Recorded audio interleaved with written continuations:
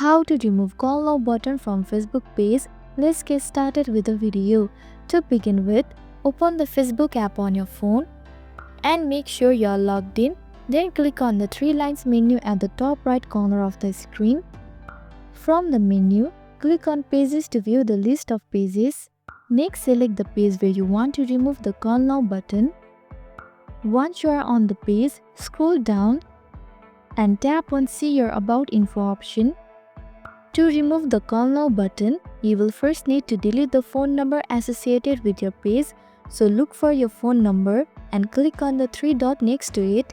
From the small menu that appears, choose Edit Phone Number.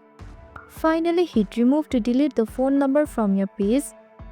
Once your phone number is removed, the Call Now button will automatically be removed from your page, and that's it.